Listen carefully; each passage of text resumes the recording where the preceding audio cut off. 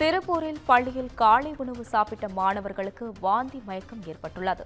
உடல்நலம் பாதிக்கப்பட்ட நால்வரும் தாராபுரம் அரசு மருத்துவமனையில் தற்பொழுது அனுமதிக்கப்பட்டுள்ளனர்.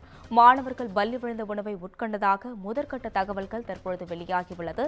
இதுகுறித்த கூடுதல் விவரங்களை வழங்குவதற்காக செய்தியாளர் பாலா இணைப்பில் உள்ளார். வணக்கம் பாலா, இதுகுறித்த விவரங்களை பகிரலாம். நிச்சயமாக வள்ளி, அதாவது காலை உணவு திட்டத்தில் மாணவர்களுக்கு வழங்கப்படும் உணவில் பள்ளி விழுந்த சம்பவம் பெரும் அச்சத்தையும் அதிர்ச்சியையும் ஏற்படுத்தியுள்ளது பெற்றோர்கள் மற்றும் மாணவர்கள் மத்தியில்.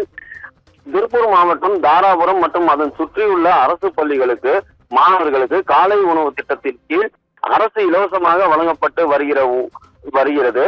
அந்த உணவுகள் அனைத்துமே காங்கேயத்தில் தயார் செய்து அங்கிருந்து அனைத்து பள்ளிகளுக்கும் உணவுகள் அனுப்பி வைக்கப்பட்டு வருகிறது. இந்த நிலையில் தாராபுரம் அடுத்து கொளிஞ்சிவாடி பள்ளிக்கு உணவு வழங்கப்பட்டு மற்ற பள்ளிகளுக்கு அந்த உணவுகள் சென்றுள்ளது. இந்த நிலையில் அப்பொழுது அங்கிருந்து பரிமாறிக்கொண்டிருக்க ஒரு சிலர் சாப்பிட்டு கொண்டிருந்தனர். அப்பொழுது மீண்டும் பரிமாறிக்கொண்டிருக்கும் பொழுது அந்த சாம்பாரில் இறந்த பள்ளி ஒன்று இருந்தது. இதை கண்டு அதிர்ச்சி அடைந்தவர் ஆசிரியர்கள் மற்றும் சத்துணவு ஊழியர்கள் உடனடியாக தகவல் தெரிவித்து மாணவர்களை தாராபுரம் அரசு மருத்துவமனைக்கு அனுப்பி வைத்துள்ளனர். தற்பொழுது அங்கு அவர்களுக்கு சிகிச்சை அளிக்கப்பட்டுள்ளது. இதைத் தொடர்ந்து மனிதவளத்துறை அமைச்சர் கைல்வெளி செல்வராஜ் அவர்கள் தகவல் இருந்து மருத்துவமனைக்கு சென்று மாணவர்களிடம் நலம் விசாரித்து வருகிறார்.